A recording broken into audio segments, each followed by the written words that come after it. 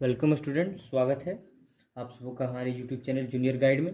तो इस वीडियो में हम लोग देखेंगे क्लास 10th का मैथ चैप्टर नंबर 5, जिसका नाम है समांतर श्रेणी, जिसको बोलते हैं अर्थमेटिक प्रोग्रेशन। और इसमें देखेंगे हम लोग इंट्रोडक्शन यानी कि परिचय।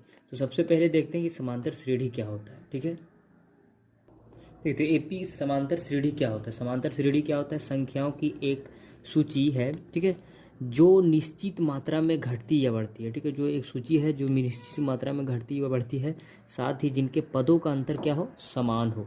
ठीक है, पदों का अंतर क्या हो, और हम लोग उसको शॉर्ट में क्या कहते हैं? इन शॉर्ट हम लोग उसको क्या कहते हैं? एपी कहते हैं। ठीक है, उसको एपी कहा जाता है। ठीक है, एपी कहते हैं। ठीक है, चलिए इसका उदाहरण देखते हैं हम लोग जरा, एग्जाम्पल।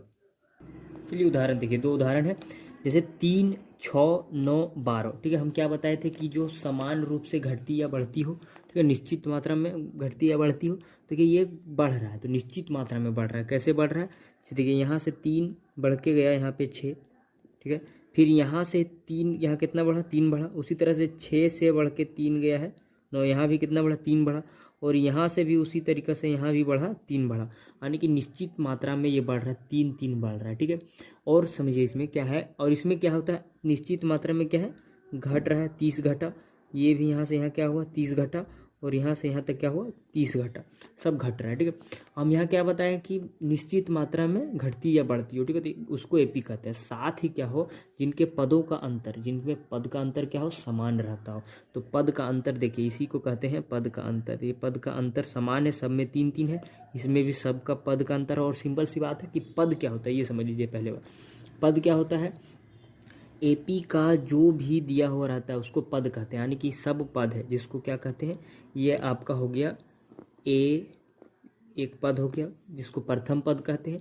A2 जिसको द्वितीय पद कहते हैं। दूसरा पद A3 तीसरा पद, A4 चौथा पद होता है। ठीक है, उसी तरीके से यहाँ भी A हो जाएगा, A2 हो जाएगा, A3 हो जाएगा और A4 हो जाएगा। ठीक है, ये आपका पद कहलाता है। आपस में क्या कहलाता है? ये पद कहलाता है। ठीक है, जिसको समझिए पहले, यहाँ हम लोग क्या कहते हैं इसको?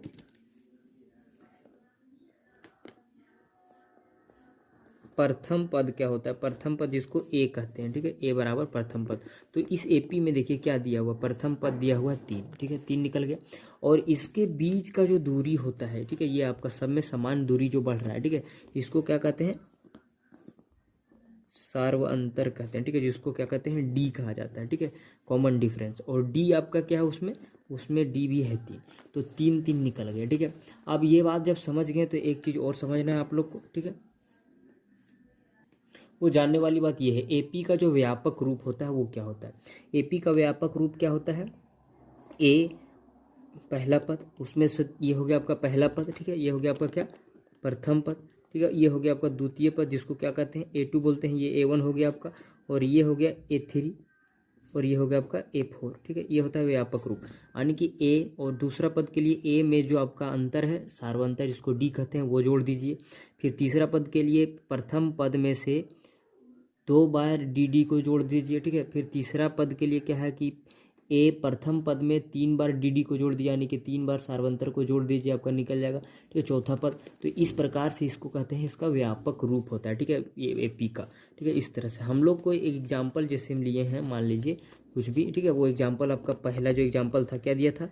एग्जाम्पल इस प्रकार से था, 3, 6, 9, 12 इस तरह गया है। ठीक है, इसको कहीं बोला जाए हम लोग को कि व्यापक रूप में दिखाने के लिए। तो देखिए कैसे आया है सो। ठीक है, यानी कि ए आपका यहाँ पे क्या हो गया? प्रथम पद 3 हो गया। ठीक है, और डी आपका जो निकलेगा सार्वंतर, वो कैसे निकलता है ये भी समझ लिए। ठीक है, यानी कि जो डी निकलता है वो क्या निकलता है? A2 में से A1 को माइनस कीजिए, या फिर A3 में से A2 को माइनस कीजिए, या फिर A4 में से A5 को A3 को माइनस कीजिए। ठीक है, इस प्रकार से, या फिर जो भी निकलेगा। ठीक है, जिस जहाँ तक जाएगा वहाँ तक सबका एपी जो होगा वो सेम होगा, सबका सार्वंतर एपी का क्या होगा? सेम होगा। तो डी बराबर आपका यहाँ पे क्या निकल जाएगा? यहाँ पे आपका जो डी निकल जाएगा वो कितना हो जाएगा? यानी कि A2, यानी कि 6 में से 3 घटा दिया जाएगा, तो कितना निकलेगा आपका? जो डी बराबर निकलेगा वो कितना निकलेगा? 3 निकलेगा। अब 3 निकल गया।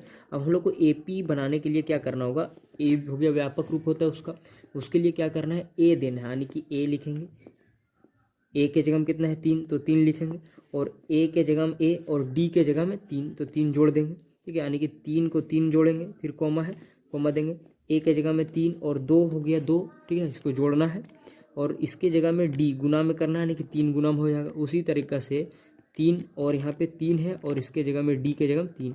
अब देखिए इसका जो ए पी जो आपका बन जाएगा वो क्या बनेगा, 3 बनेगा, और ये 3 3 क्या हो जाएगा, 6 हो जाएगा, और ये देखिए 3 दूना 6 और 3 9 हो जाएगा, 3 3 9 और 3 12 हो जाएगा, ठीक है। इस प्रकार से ये हो जाएगा आपका एपी। इस तरह से आपका ये बढ़ते जाएगा, ठीक है। इसी तरह से डॉट डॉट जहाँ तक जाएगा ये व्यापक रूप में इसी तरह बढ़ते जाएगा, ठीक है। इसको कहते हैं एपी। तो ये था इंट्रोडक्शन पार्ट। तो हम लोग फिर अगले वीडियो में मिलेंगे, इसका सॉल्व करेंगे क्वेश्चन आंसर, ठीक है। फिर मिलते हैं अगले वीडियो में।